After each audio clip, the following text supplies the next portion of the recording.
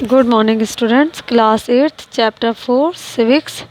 आपका चैप्टर 4 है the judiciary. In this particular chapter we study about the judiciary. क्या क्या हम पढ़ेंगे वो हम देख लेते हैं।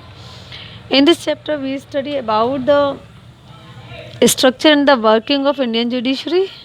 नेक्स्ट टॉपिक है about the supreme court and the high court. In this chapter we also study about the function and the role of the subordinate courts and why is it important for judiciary to be independent। Judiciary का independent होना क्यों ज़रूरी है।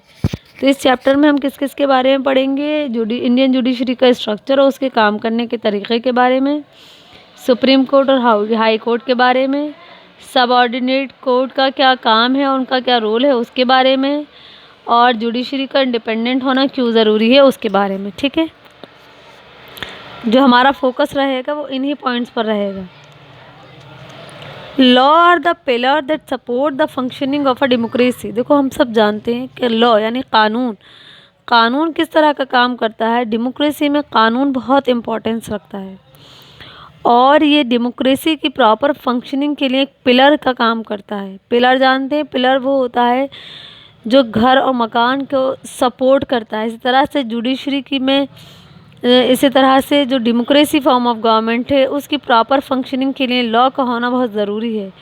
But if there are laws, लेकिन मान लीजिए अगर law है, अगर कानून है तो उनका वायलेशन भी होगा। अगर कानून बनते हैं तो उनको तोड़ा भी जाएगा। The violation give rise to dispute which could be between individual, between groups, between individual group and government. और जब कानून का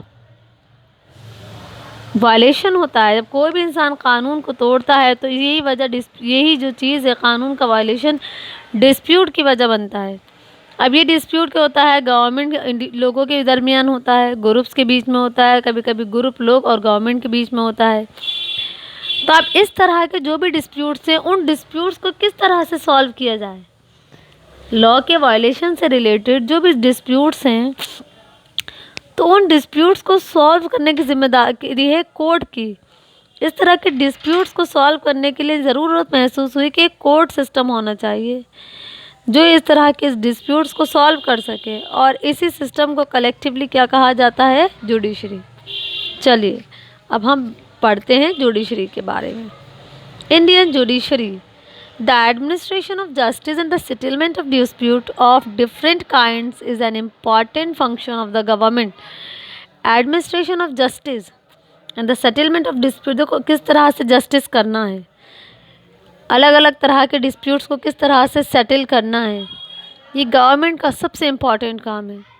the judiciary which is the third organ of government. हम जानते हैं कि there are the 3 different organs of the government. The first one is the legislature, उसका काम है कानून बनाना। Second one is the executive, उसका काम है लॉज को इम्प्लीमेंट करना। और थर्ड है जुडिशरी, जिसका काम है कानून को एनफोर्स, लागू करना। तो judiciary is the third organ of the government. तो जुडिशरी गवर्नमेंट का कौन सा ऑर्गन है, तीसरा ऑर्गन। ये किस लिए ज़रूरी है, is responsible for imparting justice and thereby strengthening democracy. और जुडिशरी गवर्नमेंट का वो ऑर्गन है जो जस्टिस के लिए है, जो हर तरह का कानून जो बनाया है लॉ पार्लियामेंट ने उनको एनफोर्स करने के लिए ज़िम्मेदार है। इसके अलावा डेमोक्रेसी में मैंने अभी आपको बताया था कि डेमोक्रेसी में जो जुडिशरी है वो पिलर की हैसियत से काम करती है। तो डेमोक्रेसी फॉर्म ऑफ गवर्नमेंट की जो ताकत है वो इसी जुडिशरी पर डिपेंड करती है। Justice is possible only if the judiciary is impartial and unbiased in its decision. Justice, मान लीजिए, जस्टिस कब पॉसिबल हो सकता है, इंसाफ कब मिल सकता है, इंसाफ उस वक्त मिल सकता है जब जुडिशरी अपने काम को लेकर इम्पार्शियल हो, अनबायस्ड हो, यानी कि किसी फेवर में डिसीजन ना ले बल्कि वो अनबायस्ड होकर डिसीजन ले। Therefore it is important that judiciary remain independent. इसलिए ये ज़रूरत महसूस की गई कि जो जुडिशरी है वो एक इंडिपेंडेंट ऑर्गेनाइजेशन, एक इंडिपेंडेंट बॉडी की हैसियत से काम करनी चाहिए। इंडिपेंडेंट का मतलब ये है कि no other organ can interfere in the working of the judiciary, यानी किसी भी दूसरे ऑर्गन को ये अधिकार नहीं होना चाहिए कि वो जुडिशरी के काम करने में किसी भी तरह का इंटरफेरेंस करे। यानी कि गवर्नमेंट के बाकी के जो दो ऑर्गन्स बचे कौन कौन से, एग्जीक्यूटिव और लेजिस्लेचर, इन दोनों ऑर्गन्स को ये अधिकार नहीं कि वो गवर्नमेंट या मतलब कि वो जुडिशरी के किसी भी काम में किसी भी तरह की दखलंदाजी या इंटरफेरेंस करें, तभी जुडिशरी अपने कामों को इंडिपेंडेंट होकर कर सकती है। Structure of Indian judiciary, the judiciary work through a network of court. Judiciary किस तरह काम करती है? जुडिशरी काम करती है कोर्ट के through. For justice to be imparted there should be more than one court of appeal. देखो, जस्टिस होना चाहिए और जस्टिस में किसी भी तरह का कोई इम्पार्शलिटी ना हो, किसी भी तरह की क्या ना हो, पार्शलिटी ना हो, बल्कि इम्पार्शियल होना चाहिए। यानी कि किसी के स्टेटस, किसी की पोजीशन को देखकर जस्टिस नहीं करना, बल्कि justice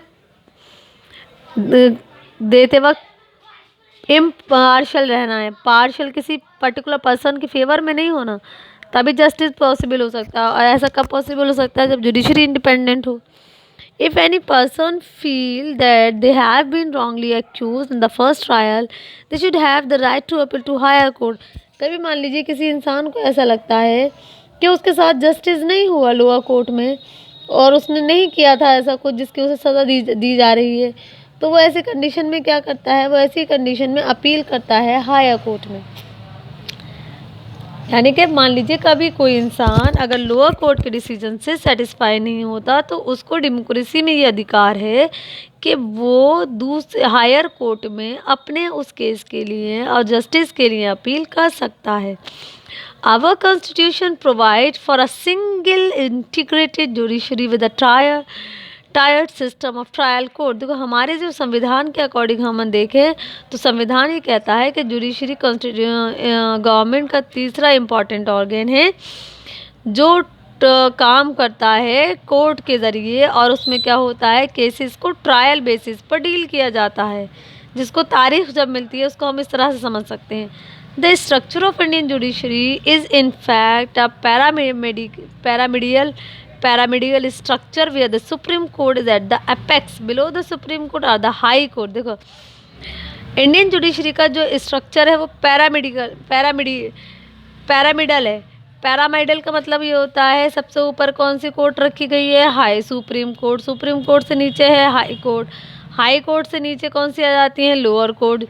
the highest court is the highest court at the state level. तो हाई कोर्ट क्या है?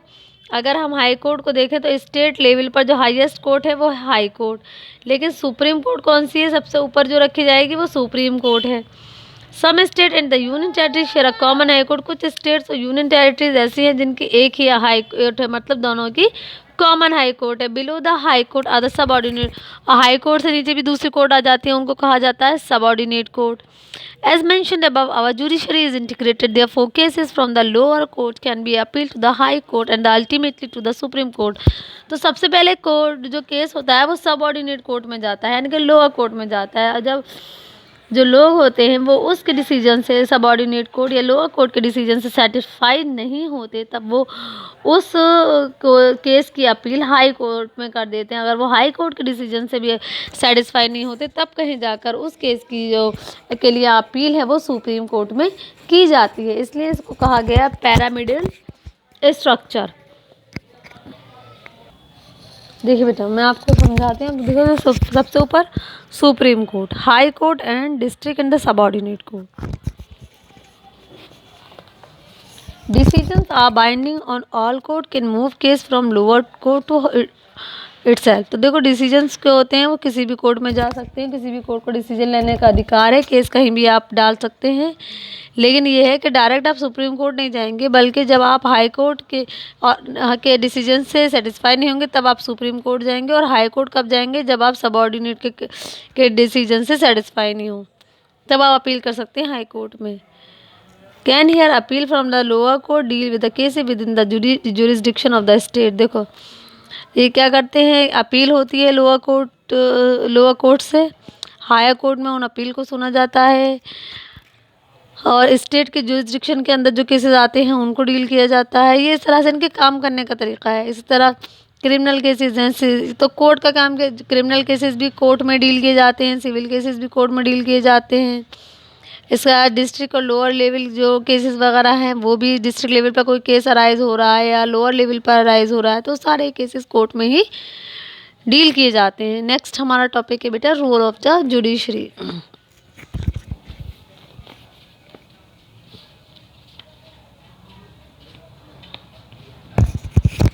सुप्रीम जुडिशरी का क्या रोल है? Aadhaar constitutional but constitution apply supreme court on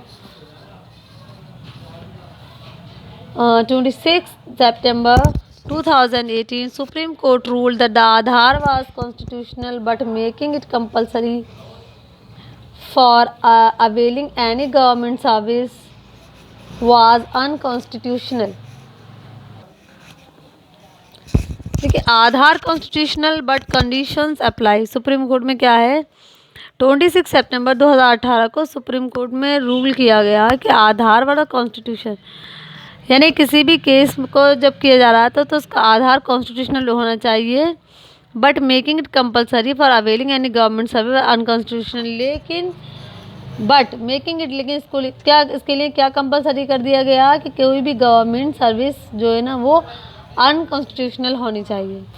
supreme court question Delhi government, देखो सुप्रीम कोर्ट का अधिकार है, the Delhi government has been asked to explain as how to the implementation of odd even scheme for private cars was helping to control pollution in Delhi NCR। देखो supreme court का ये अधिकार है कि वो दिल्ली गवर्नमेंट से किसी भी मैटर पर कोई भी सवाल पूछ सकती है। इसमें एक एग्जांपल दी गई है कि दिल्ली गवर्नमेंट को पूछा गया कि वो ये एक्सप्लेन करे कि उसने जो दिल्ली में प्राइवेट कार को लेकर ऑड इवन स्कीम शुरू की है तो उससे किस तरह से दिल्ली में पॉल्यूशन को, दिल्ली एनसीआर में पॉल्यूशन को कंट्रोल किया जा सकता है।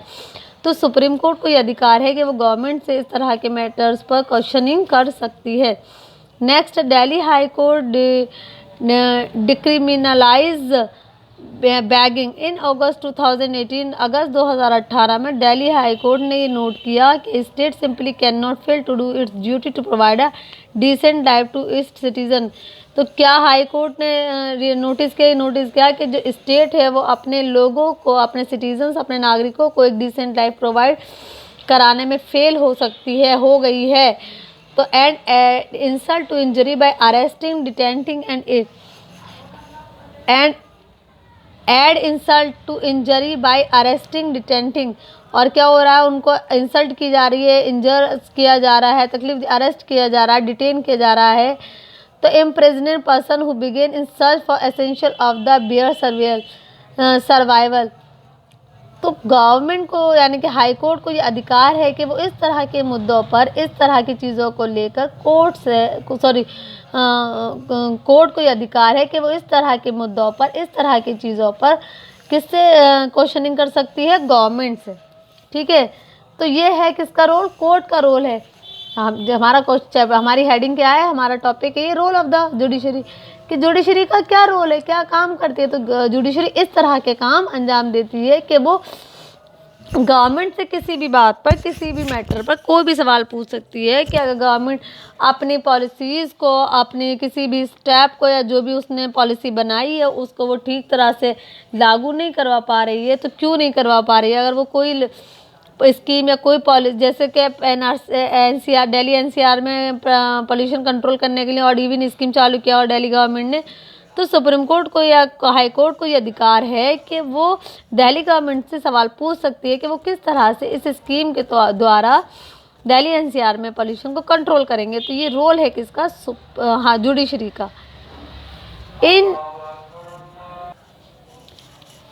In the news clipping, we find that the Supreme Court and High Court have passed judgment on important issues ranging from the questioning government order to protecting the right of the people। देखो, हम news वगैरह में देखते हैं, सुनते हैं कि supreme court और हाई कोर्ट को जजमेंट को पास करने का अधिकार है। वो इम्पॉर्टेंट क्वेश्चंस पर, इम्पॉर्टेंट इश्यूज़ पर जजमेंट पास करते हैं, गवर्नमेंट से किसी भी तरह का सवाल पूछ सकते हैं, और अब गवर्नमेंट को अधिकार ऑर्डर कर सकते हैं कि वो लोगों के अधिकारों को प्रोटेक्ट करें। The scope of the work of the judiciary is quite wide. जो जुडिशरी का काम करने का जो तरीका है, जो स्कोप है, वो बहुत वाइड है। Broadly speaking, the judiciary does the following. आमतौर पर हम जुडिशरी को ये देखते हैं कि जुडिशरी ये सारे काम, मंदरजा झेल काम या फॉलोइंग जो काम है वो जुडिशरी करती है।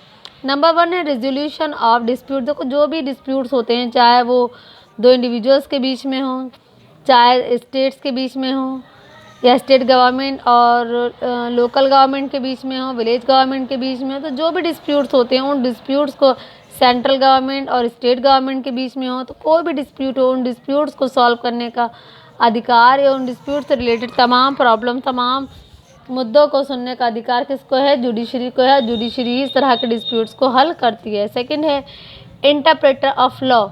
जुडिशरी क्या है? Judiciary is the third organ of the government and it enforce all those laws made by the legislature. Legislature जो भी कानून बनाती है उन कानूनों को लागू कराने का अधिकार जुडिशरी को है।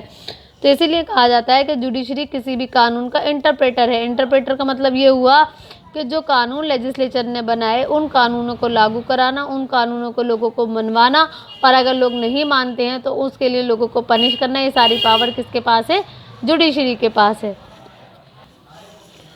उसके मेड बाय द जजेस require interpreting the law in the best possible way, their decision then become president for other such case in the future. और जुडिशरी इंटरप्रेटर है लॉ का। इसके अलावा जो भी जजमेंट, जो भी डिसीजंस जुडिशरी के द्वारा लिए जाते हैं उनको सभी को मानना कंपलसरी होता है। नेक्स्ट है custodian of the civil right and the fundamental right. हम सब जानते हैं कि जुडिशरी या supreme court is the guardian of the fundamental right. We all know that कि supreme court is the guardian of the fundamental right. Supreme court क्या है? Supreme court हमारे फंडामेंटल राइट का गार्जियन है, हिफाजत करना है। तो judiciary act is a custodian of the fundamental right of the people. If citizen feel that their fundamental right have been violated और taken away, they can move to court to seek justice.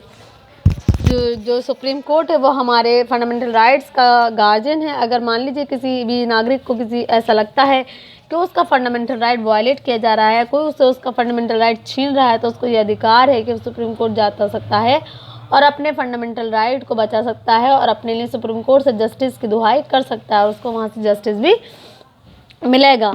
Up holder of the constitution. इसके अलावा supreme court ही if a law pass by a parliament violate the constitution. मान लीजिए अगर कोई कानून parliament से पास हो जाता है और वो कानून संविधान को वायलेट करता है, तो it can be declare wide by the judiciary.